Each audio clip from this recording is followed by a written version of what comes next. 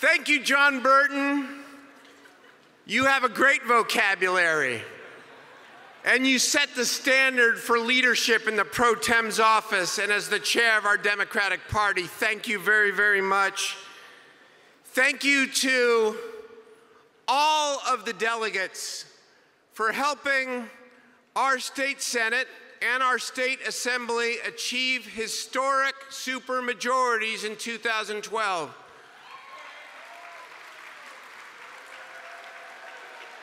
Thank you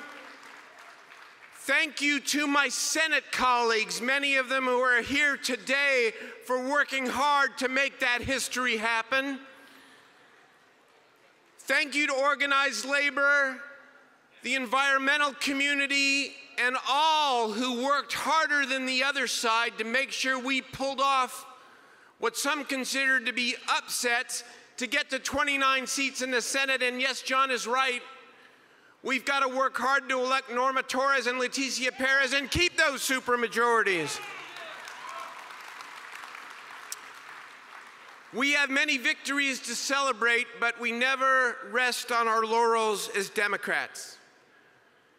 The state and our party have much to be thankful for. After 5 years of economic turmoil and unspeakable cuts, that period of will it ever end finally ended. No more cuts to education, to health care, to public safety, or help for those in need. Our opportunity to invest and reinvest will soon be upon us. But frankly, it's not just how government invests its money that matters. For some of the darkest days in our country over the last decade came with the revelations about abuse in the financial system. Abuses that caused real people to lose so much that they had worked so hard to earn and save. There was, and in many ways there continues to be, a disease in our financial system, a premium that was placed on something for nothing. High rates of return came to those who simply developed expertise in manipulating numbers. This culture of something for nothing is a far cry from our Democratic Party values, for we place a premium on investing in people. Above all, we prize investment in human potential. And so I ask today, what if we took this whole notion of investing, and we shifted it from producing nothing, from chasing wealth for wealth's sake, to a very different kind of proposition. Today, I offer a different IPO, a California IPO. I propose that we make it more profitable for California businesses to invest in California's high schools than a Wall Street hedge fund.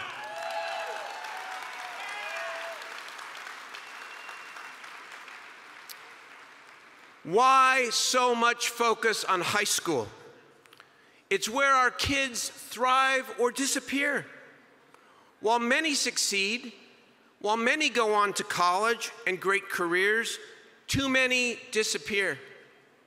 In other words, they drop out.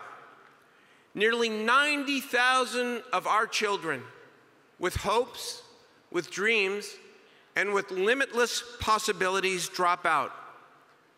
The numbers are getting a little better, but fewer than 78% of California's high school students graduate. For our children of color, it is worse. Latinos graduate below the statewide average. The numbers are even lower for African American children. Less than 66% graduate.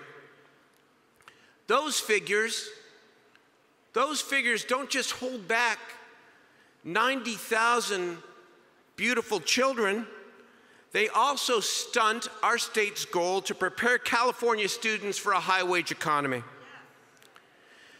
Now, members, the issues that pass off as education reform in this state and in this country, in my view, do little justice to our invisible children. Is it really the most important reform, the most important issue to make it easier to fire struggling teachers? I think not. Is Bill Maher or Frontline or Time Magazine or any myriad opinion leaders who help frame reform in these narrow terms asking the more crucial questions? What are we teaching our kids, and how are we teaching it? Are we going to continue teaching merely to the test?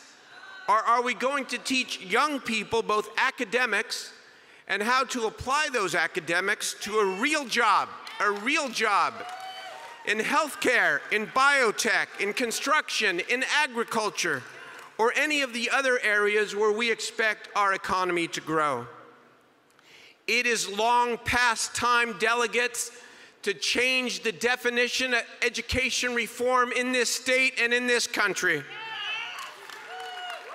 It is time to get away from blame and shame and focus on what's real for our kids and for our future.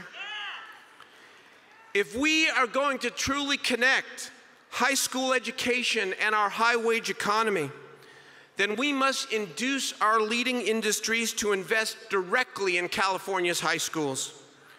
What can they do? They can work with our teachers and parents and communities to fund high school career academies in high dropout, high unemployment districts, invest in developing real-life courses, internships, mentorships, after-school and summer jobs, scholarships for college or apprenticeships, and ultimately a real job in their industry. So here again is the new California IPO.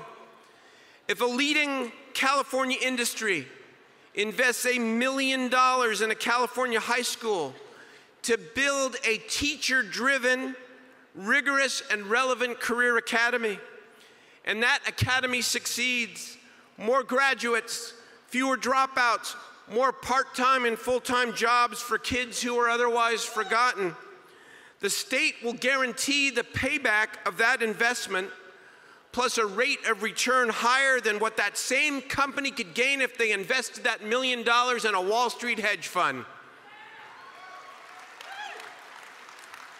A California investment bond for our kids, our values, simple and fair.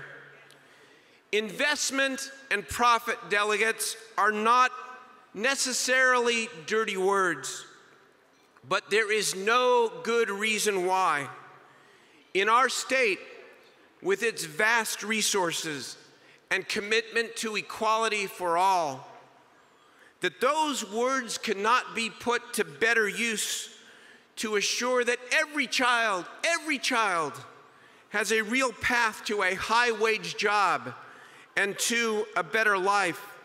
With our supermajorities in both houses and the Democrats governing this state, we can do this and we can do so much more.